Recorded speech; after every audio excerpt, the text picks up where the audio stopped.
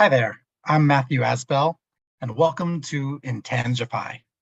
This is my inaugural webcast where we discuss the intangible aspects of business. It's often the intangible aspects of business that is what makes them successful. And there are many different aspects of what's intangible that can be helpful to the business.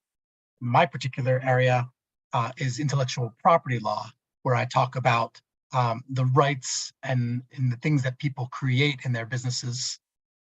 But other aspects are personnel and the experience of those personnel and the culture of the business, or digital assets, data, formulations, the prose, the art, the music, the designs, the processes.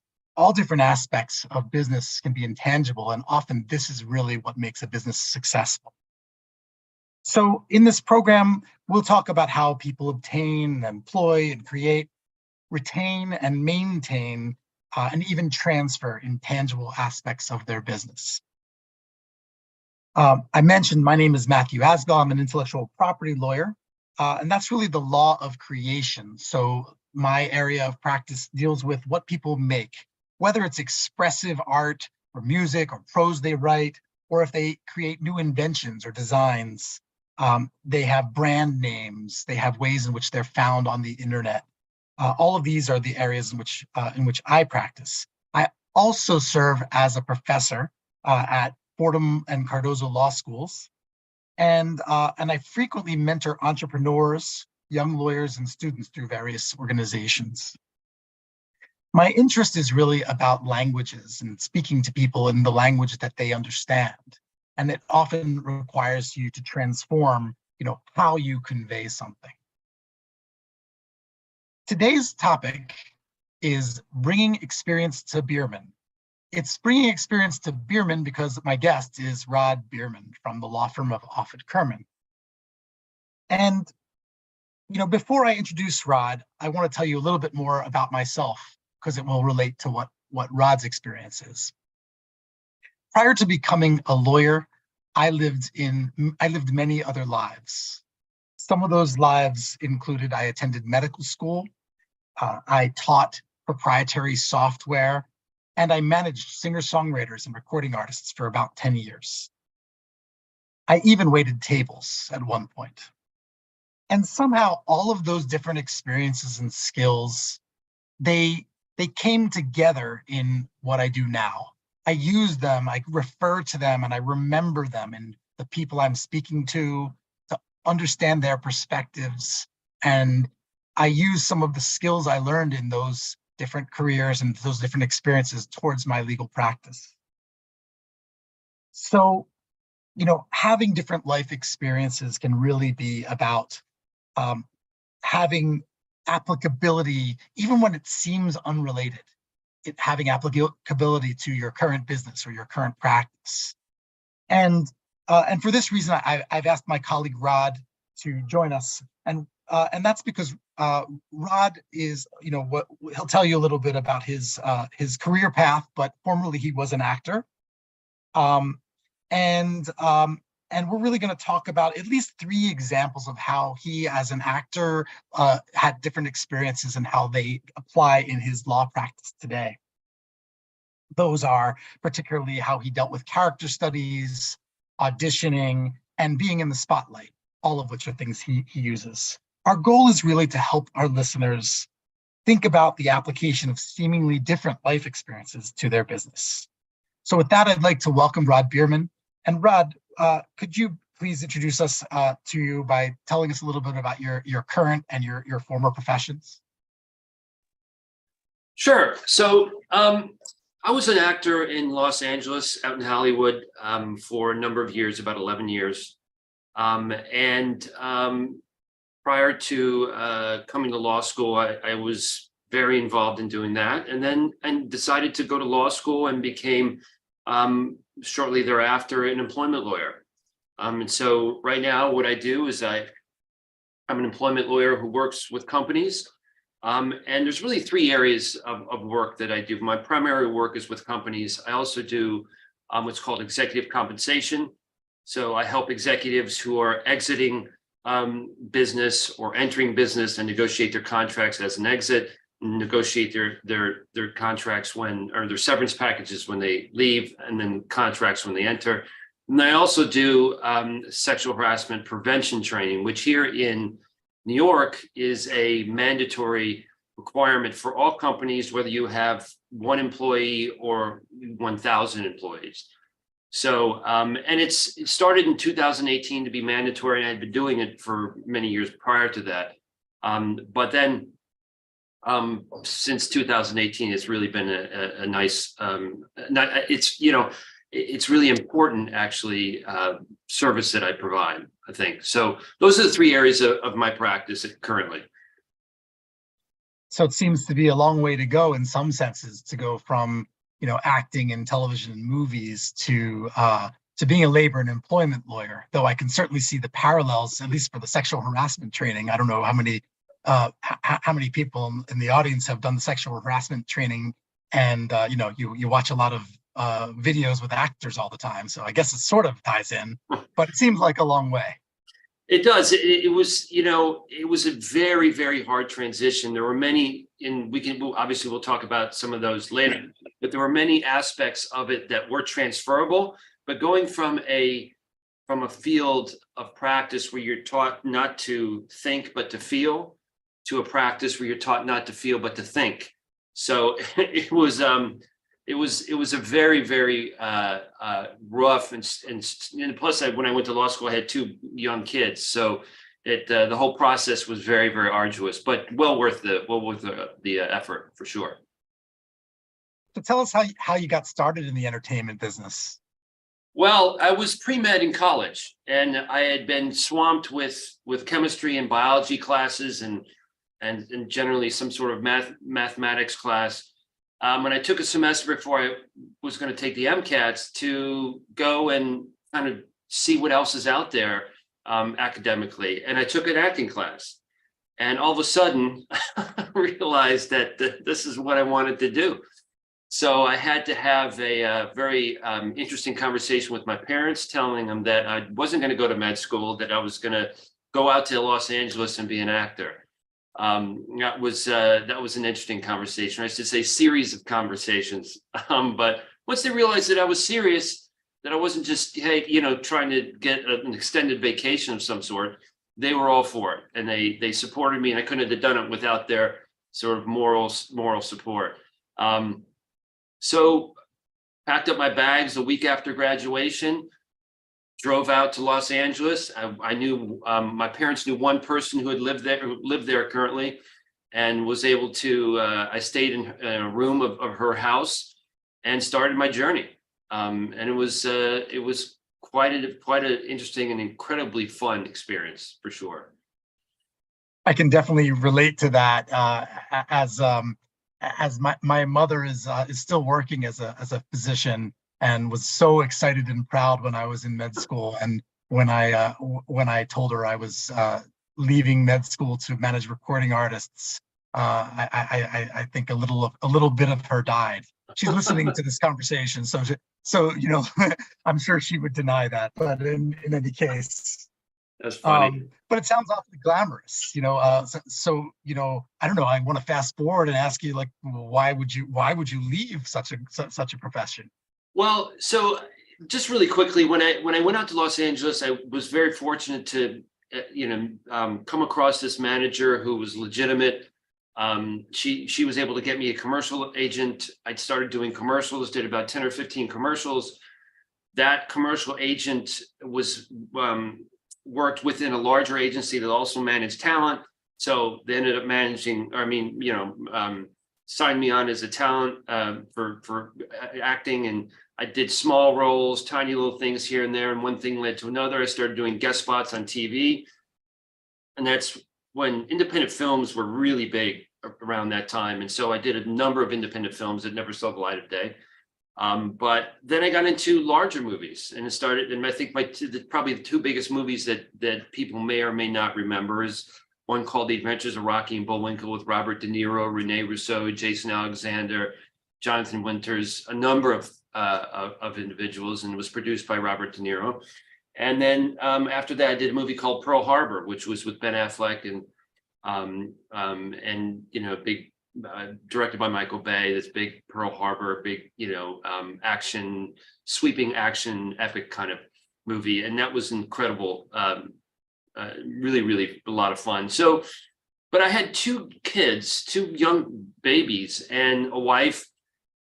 And I started realizing that I had about 10% input into whether I worked or not, right? So in order to get a job, you have to go through directors, casting agents, producers, writers, lawyers, managers, agents. There were all these people that were involved in, any particular role that I achieved. And so I realized that, I could go in and whether it was a meeting or an audition and knock it out of the park.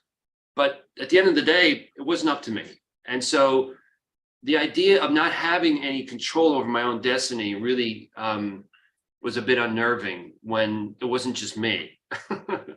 So I decided to figure out, well, what can I do to, I knew how rough that transition was for me to get into entertainment business. What can I do that has some similarities? So I'm not just starting over completely. My mother-in-law was a judge at the time. My father-in-law was a civil rights attorney, and still he still is, and she's a lawyer now, retired. But and getting to know my wife and marrying her, and the extended family, I realized that I could be a lawyer, and specifically I could be a litigator, and use a lot of the skills that I had gained through the entertainment business. And use them as a litigator. So that's really why I changed. And I'll tell you just a real quick anecdote to give you another perspective. If you don't mind, we're going to go to break, and I'll have you tell the anecdote when you come back. So you've been listening to Intangify on talkradio.nyc. Time for a break, but coming up, we're going to talk about Rod's experiences as an actor, doing character studies, auditioning, and being in the spotlight, and the application of those experiences to his day-to-day practice of law. We'll be right back. Are you a business owner? Do you want to be a business owner? Do you work with business owners? Hi, I'm Stephen Fry, your small and medium-sized business, or SMB guy, and I'm the host of the new show, Always Friday.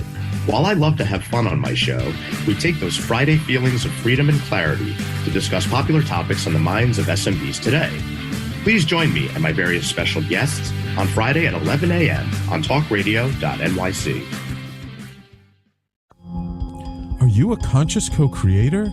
Are you on a quest to raise your vibration and your consciousness? I'm Sam Leibowitz, your conscious consultant, and on my show, The Conscious Consultant Hour, Awakening Humanity, we will touch upon all these topics and more. Listen live at our new time on Thursdays at 12 noon Eastern Time. That's The Conscious Consultant Hour, Awakening Humanity, Thursdays 12 noon on talkradio.nyc.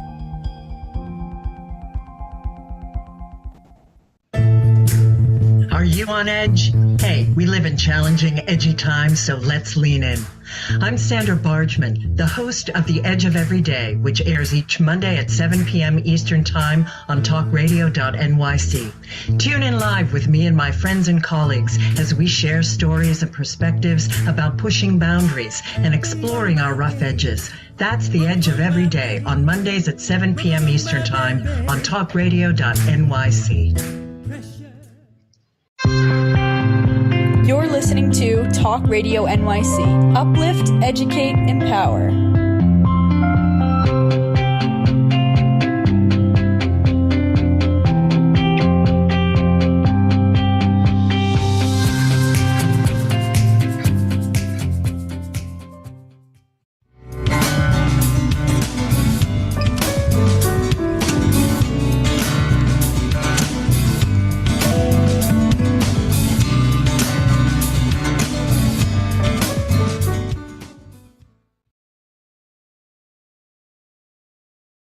Welcome back to Intangify. So my guest is Rod Biermann, and we've been talking about bringing experiments to bear, or to Biermann. And Rod, as we were talking in our last segment, you started to say that you had some interesting anecdotes you wanted to share about your acting career. So let's go back to that. Sure. So what I was thinking of first is that, when I was thinking about leaving, it's one of those situations where, for example, if you want to buy a white car, you want to buy it because nobody else has white cars that and then you get on the road and all you see is white cars. So, I started thinking about leaving, and once I started thinking about leaving, I started seeing things differently. And I had done a soap opera for CBS for a little while, and done some shows for CBS and auditioned at CBS for a long time. And CBS had this casting office at the time where they had a kind of administrative or secretarial office up front and a long hallway back to the casting offices. And I'd walked that hallway probably, 50 times. And this time I started walking down the hallway and realized that they had posters of all their famous shows, the shows that they considered to be their top shows. And I remember looking at these posters and saying, really for the first time, I remember that show, but where are all these people? I remember that show. Where are all these people? And I realized that you could have a show that CBS considers to be one of the top shows that they've ever done and never work again. And so those are the kind of things that I started, realizing, and really then lit a fire under my desire to leave and pursue a different career, because there were no guarantees at all. But in terms of anecdotes in the entertainment business, I guess the one that comes to mind is when I did Pearl Harbor, I got to know Jerry Bruckheimer fairly well. Jerry Bruckheimer is very soft-spoken, incredibly smart, but unbelievably driven. And so we're off the coast on a nuclear aircraft called the USS Stennis. And we're there, first of all, because Jerry and Michael Bay wanted to watch these Super Hornets land and take off the aircraft carriers. So we're all there, handful of us are there watching these jets take, come on and off the aircraft carrier. And then they flew in these B-25 bombers, which were for the actual footage. So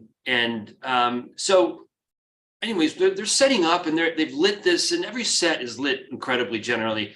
And I see Jerry, and he's out there taking pictures of all this, of the bombers, of the aircraft carrier. And I thought, oh, that's kind of nice. He's, memorializing this big movie for himself or whatever. And about, maybe a month before the movie comes out, I'm at Barnes and Noble's, and I look down, and they used to have this table that with all their books that they're showcasing for the time. And here's this leather-bound, thick book and it says Pearl Harbor, photographs from the set by Jerry Bruckheimer. I was thinking to myself, this guy has more money than God. He's incredibly busy, but he's thinking, you know what? I'm going to take a bunch of pictures and I'm going to stick them in a book and charge. It was like a $400 book. Charge $400 and make some additional money on the side. I mean, it's just, it was just bizarre. I mean, but that's his mind. Never to waste an opportunity, I guess.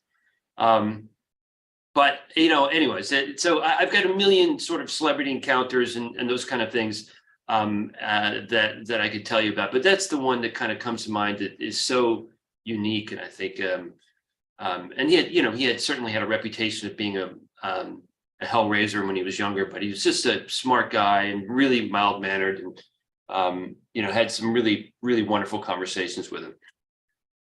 It sounds like he was really just anticipating social media. I mean, right. The people at our firm are always like, "Oh, don't forget to take a picture when you give that speech." Right. And I inevitably always forget. But Sure. That's what we're supposed to be doing these days. Whatever it is, take the picture of it, post it on social media. It's going to get you some clicks or whatever. Right. Yeah, absolutely. And as I said, film sets are always lit incredibly. So this photograph almost takes itself. But not to take anything away from his photography skills. I'm sure they were wonderful. But it just was an interesting thing to find out about him. Well, I wasn't planning on hiring him for my upcoming bar mitzvah. No, I'm kidding. Right. So Rod, I think we've come up with. You've mentioned several examples of how your acting career has impacted your practice. I think I'm about to sneeze, so we'll see. Hopefully, if that's not going to happen, we'll see what happens here. But I think one of the, and it's funny because, just prior to the start of the podcast this afternoon, you and I were even talking about, like, looking at the camera and the struggles to look at the camera on your laptop, right? Right, to look right. at the camera instead of the person. Like, these are sort of these types of skills that you would think an actor, or that's sort of the kind of thing they know how to do. I think we were talking about the example of Rocky and Bullwinkle, where it's part live and part animated, and you got to talk Right. to the character that's over here, even though there's Right. nobody there. Right. But you mentioned some other nice examples that I think apply really well in your life and in your practice. And I think one of them was character studies. So I wanted to understand, what's a character study? What are you talking about? So, when I started to learn what it meant to become an actor, I did a number of things to familiarize myself with the business.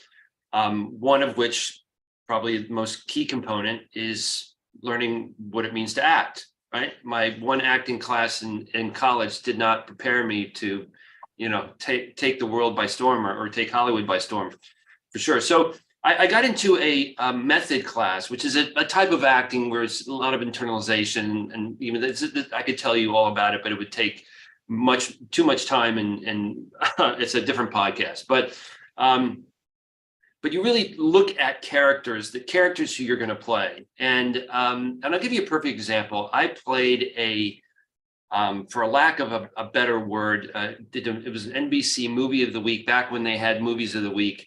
And I played a preppy rapist. Okay.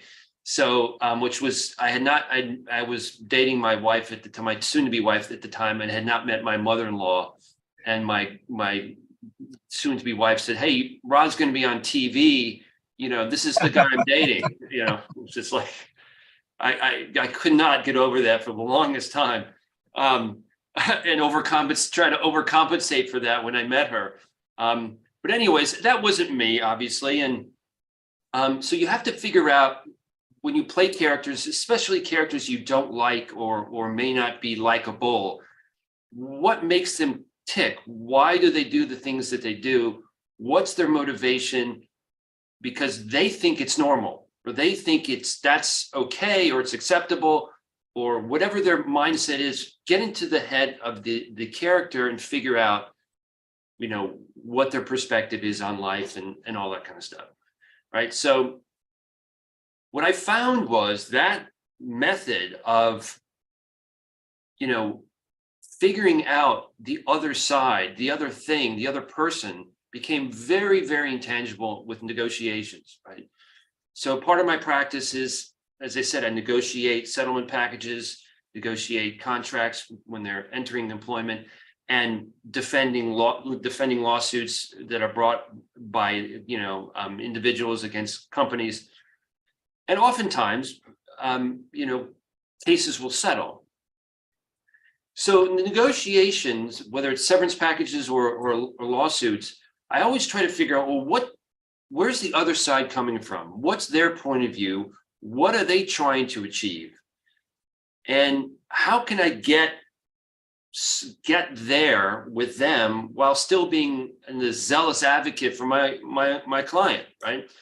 So, and a lot of people don't approach it that way. A lot of people say, "I'm going to be a bulldog, and I'm going to demand this, and I'm going to demand that," and oftentimes those kind of negotiations don't go anywhere. And people confuse being a zealot for your client, that you have to be a bulldog, and it's not the case. You can still be a zealous advocate, but understanding what the other side wants or their perspective will help you get to a middle ground, or get to a place where things can settle. And part of that is talking to your clients and helping them understand it. But in the first instance, that's always what I do. I look at the other sides from the other side's perspective, and I think it really benefits those negotiations. It's pretty funny. I think because in our first segment, when you were talking a little bit about the transition from actor to lawyer, you said you were you were taught to, what was it, feel, don't think, and then you were going to take a job where then you had to think, don't feel. And I think your description of how character studies applies to law is essentially, well, no, it's not really think, don't feel. It's actually, I'm going to use some of that feel. And, you know, I mean, in working with clients, you know, an important part of client communication is about empathy, right? We need to empathize with those clients and understand where they're coming from and their motivations and their goals. And when you have an adversary, I think similarly being able to put yourself in their shoes without giving in whatever necessarily they want, but putting yourself into their shoes to understand what drives them, it makes a lot of sense. It helps you know what the thing to offer that's going to get the thing that you need for your client is, right? So that makes a lot of sense to me. So we're about to go on another break. So I think when we come back for the third segment, I'm going to ask you a little bit about auditioning and about being in the spotlight. But for now, let me say that we'll go on break. You've been listening to Intangify on talkradio.nyc. So coming up, we'll talk about Rod's experiences as an actor, dealing with auditioning and being in the spotlight, and the application of that experience to his day-to-day practice of law. Are you passionate about the conversation around racism? Hi, I'm Reverend Dr. TLC, host of the Dismantle Racism Show, which airs every Thursday at 11 a.m. Eastern on talkradio.nyc. Join me and my amazing guests as we discuss ways to uncover, dismantle, and eradicate racism. That's Thursdays at 11 o'clock a.m. on talkradio.nyc. In a post-COVID world, you may have many unanswered questions regarding your health. Are you looking to live a healthier lifestyle? Do you have a desire to learn more about mental health and enhance your quality of life? Or do you just want to participate in self-understanding and awareness? I'm Frank R. Harrison, host of Frank About Health, and each Thursday, I will tackle these questions and work to enlighten you. Tune in every Thursday at 5 p.m. on talkradio.nyc, and I will be frank about health to advocate for all of us.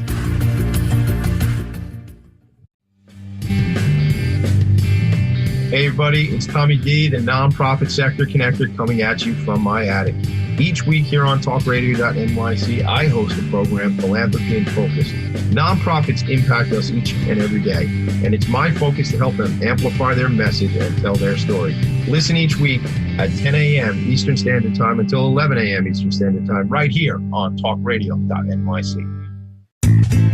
You're listening to Talk Radio NYC at www.talkradio.nyc. Now broadcasting 24 hours a day.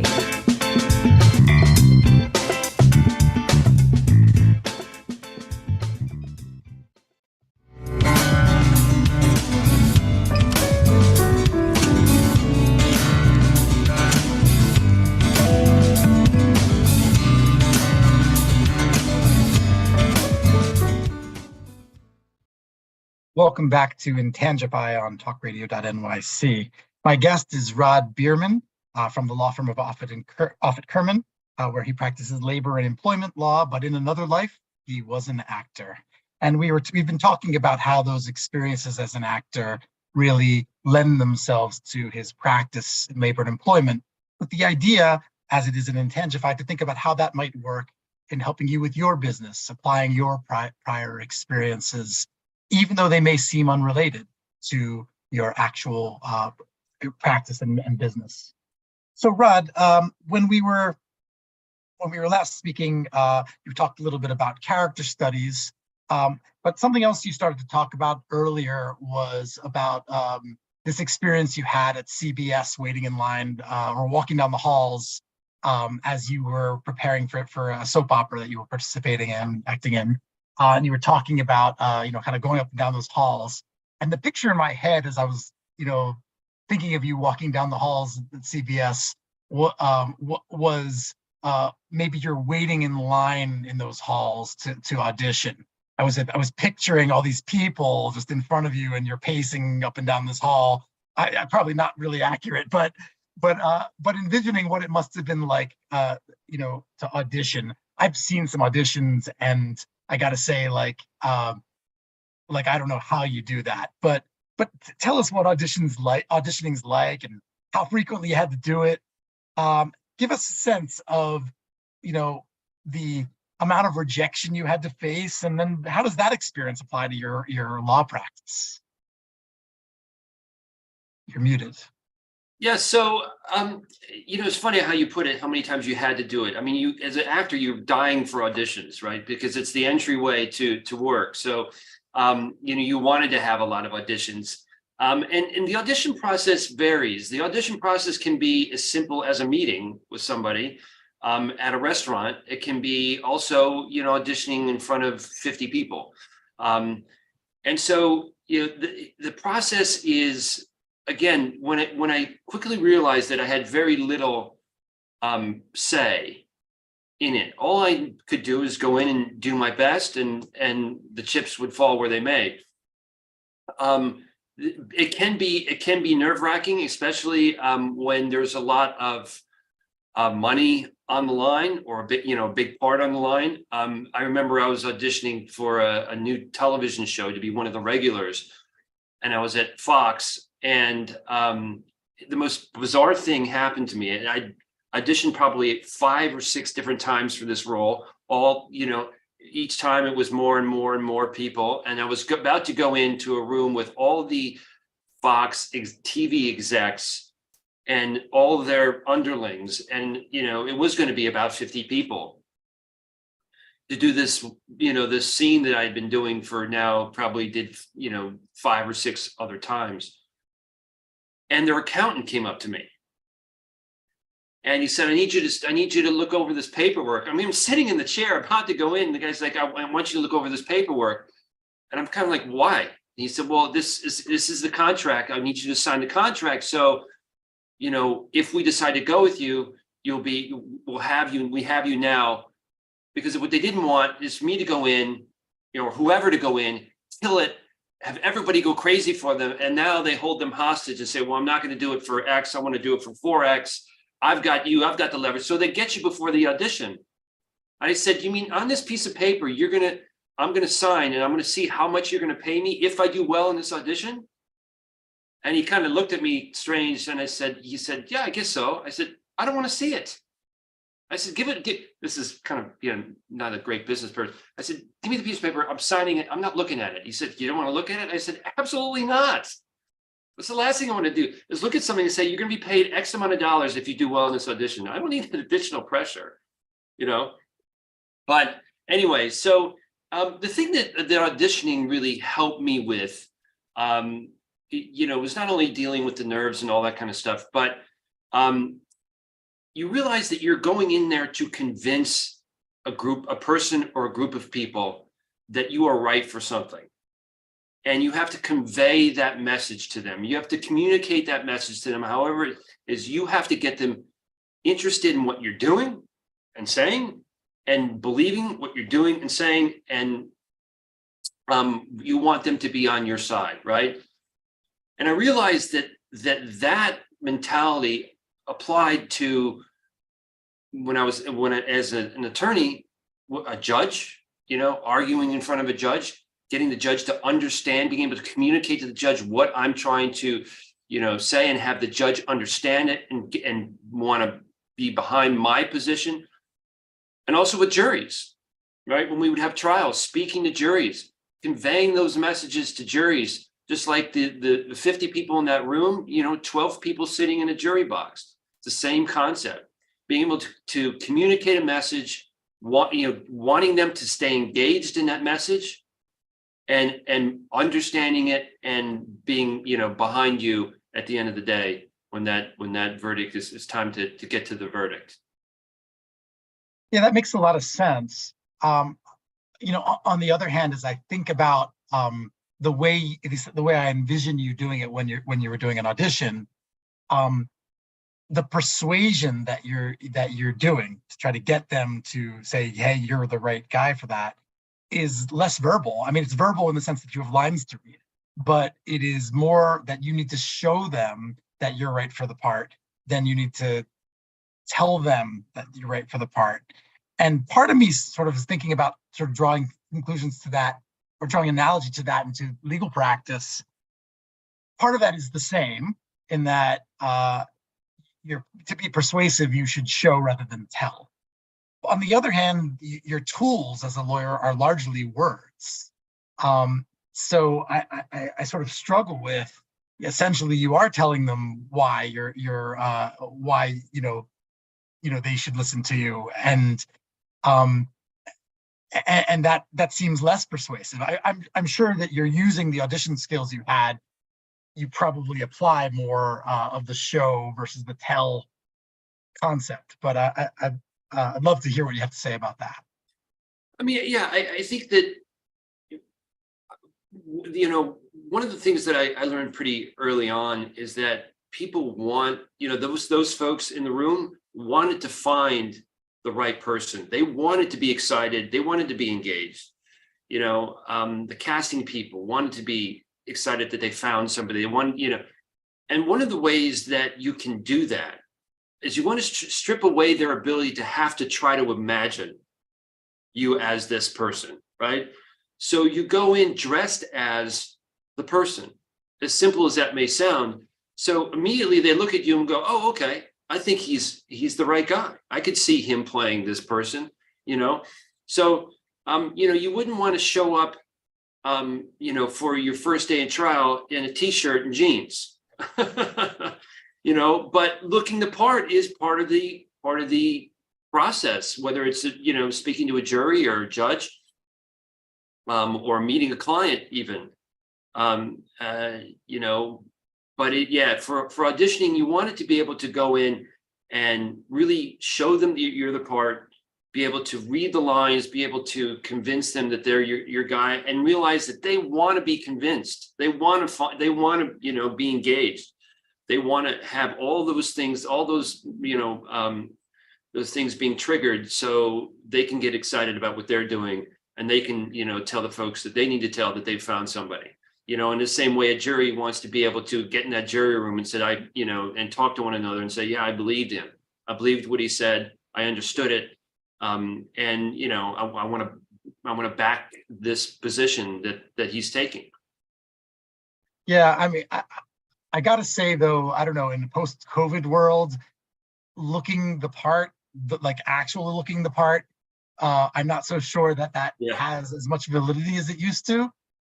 But I also believe that, you don't just look the part, and it's not just the words you speak, it's how you speak them. And that I'm sure is a skill that you learn as an actor, in terms of being persuasive, right? In terms of meeting the part. It's intangible. I mean, you'd be surprised how many lawyers are. I've done a lot of public speaking at the New York City Bar, for example. I'm do CLEs, and you as a professor certainly know that there are people who just do not understand what it means to communicate. And so, it's when you have that skill, when you understand that it's important, it makes your job so much easier. It really does. So, I guess I have to put this out there. I want it to ring a bell. Like when you said intangible, I feel like anytime I hear the word intangible now on this show, I'm going to have a little bell, Right. No, that's great. The other thing that you mentioned in that discussion a little bit earlier in this discussion, about the accountant coming up to you like right before the audition, and it was pretty interesting. Where you went with that was quite different from where I thought you were going. But I wanted to share my vision of where I thought you were going, because it might actually be interesting as well, which is that a lot of what we do is about communication and the timing of communication, and it could mean the difference between getting what you want and not. The other day when I was really hoping to come talk to you, about the podcast, about a potential client matter that we were talking about and whatever, like I could sense the amount that was going on your plate at the time, and there was no way I was coming into your office right at that moment to talk to you about stuff that I knew could wait, that was not urgent, etc. But people don't always respect that, or else people try to use that. I mean, it's interesting. I was sort of joking during the break, but like the program started and I'm live and I'm getting text messages and calls from people asking how to log onto the show. I'm like, now's not exactly the best time to be asking me. So I think that it's worth pointing out, right, an awareness of the recipient of your communication. The accountant clearly did not have that or was using it intentionally. And sometimes you do that in legal practice. Yeah, he was definitely not using it intentionally. I don't think he was thinking about it at all, and it was totally caught off guard when I said that I would sign it and I didn't want to look at it. He just thought, well, this is an idiot actor who, just doesn't care about, and I really cared, but now is not the time. Yeah. So. And you bought the Brooklyn Bridge, so that's good. Right. Congratulations on that. And I got the part, by the way. Oh, awesome. Yeah. Cool. Well, I think we are getting ready for another break. So let me say that you've been listening to Intangify on talkradio.nyc, and coming up, Rod and I will talk a little bit about being in the spotlight, and then after that, a little discussion about the things people create in the employment context. So we'll be back. Look forward to seeing you afterwards. Hey everybody, it's Tommy D, the nonprofit sector connector, coming at you from my attic. Each week here on talkradio.nyc, I host a program, Philanthropy in Focus. Nonprofits impact us each and every day, and it's my focus to help them amplify their message and tell their story. Listen each week at 10 a.m. Eastern Standard Time until 11 a.m. Eastern Standard Time, right here on talkradio.nyc. In a post-COVID world, you may have many unanswered questions regarding your health.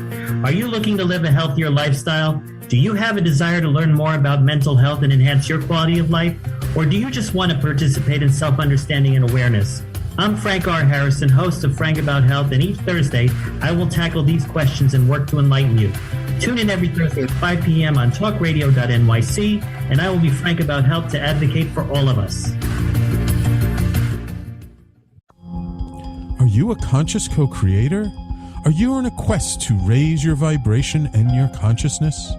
I'm Sam Leibowitz, your conscious consultant, and on my show, The Conscious Consultant Hour, Awakening Humanity, we will touch upon all these topics and more.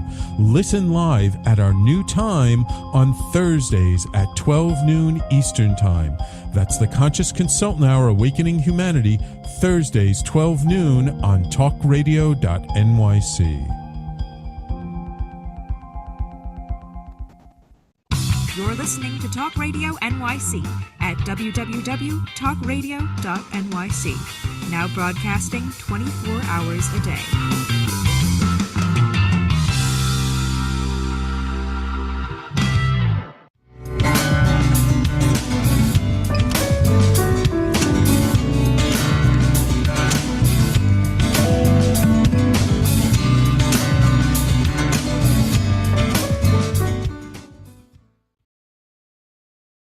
Welcome back to Intangify on talkradio.nyc.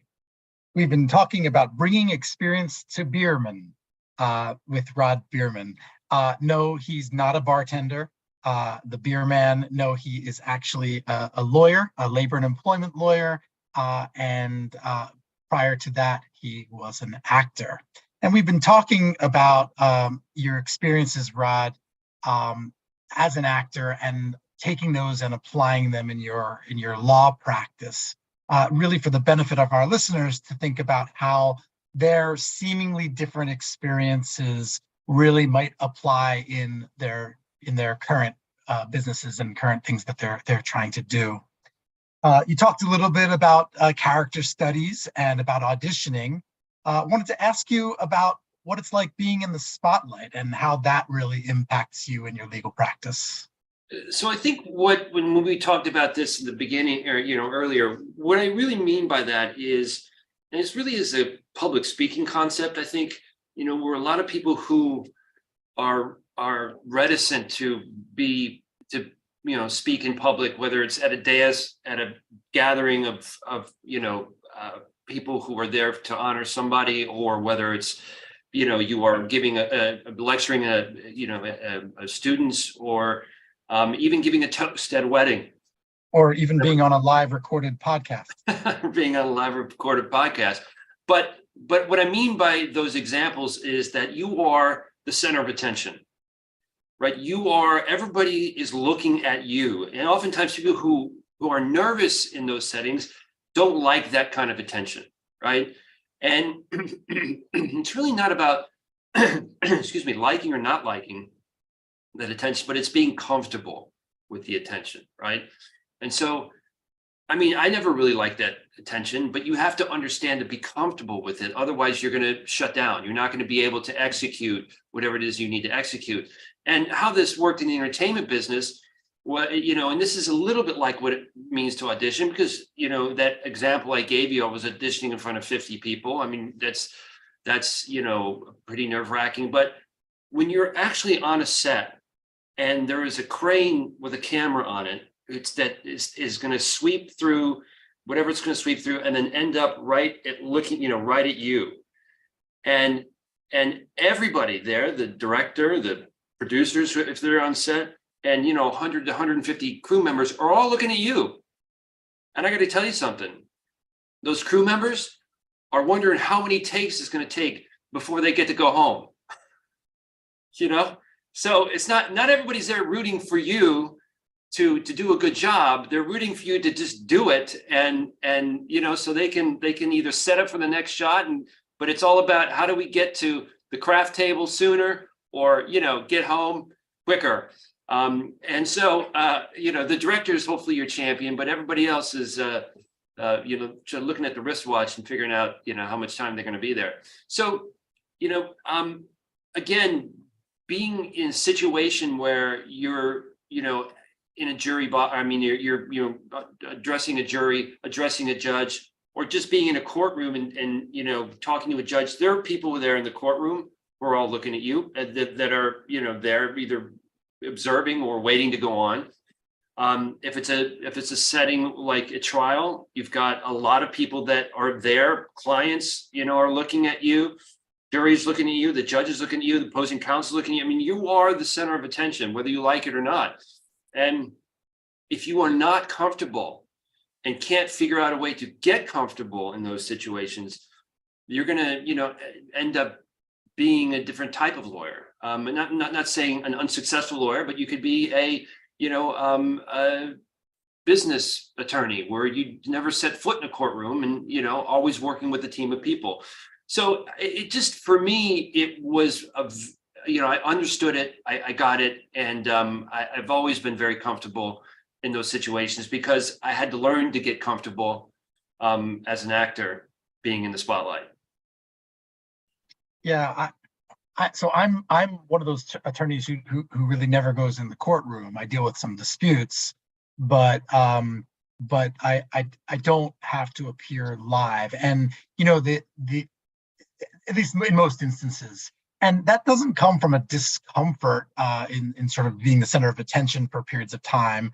I wouldn't be doing a podcast if that was the case.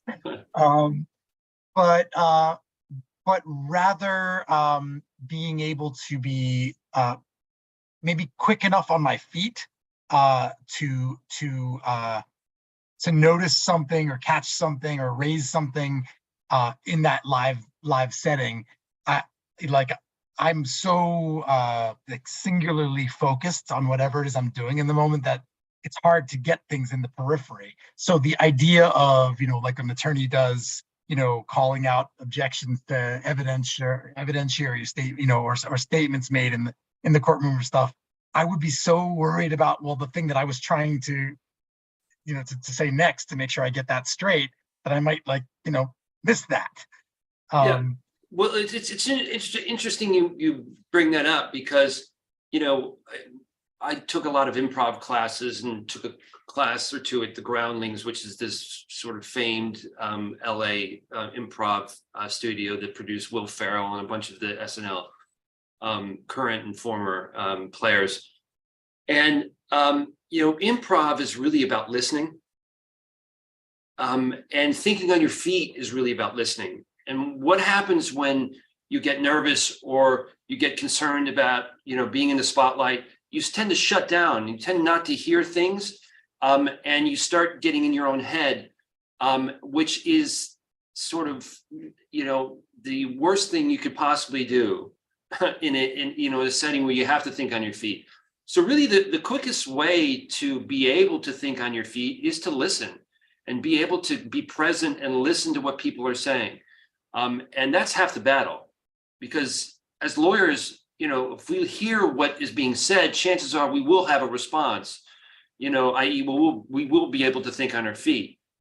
But as soon as you stop listening, and because you're consumed with your own nervousness or whatever it might be, you be distracted because you're thinking about, who you're going to see tonight at the restaurant, or what you're going to, how you're going to get home from this, or whatever it might be that's, that you're thinking about. As soon as you get into that mode, thinking on your feet is almost impossible. Yeah. So I think going back to your kind of point, it's sort of about being relaxed in the environment so that you aren't stressing out about something that needs to, Correct. need to be thinking about.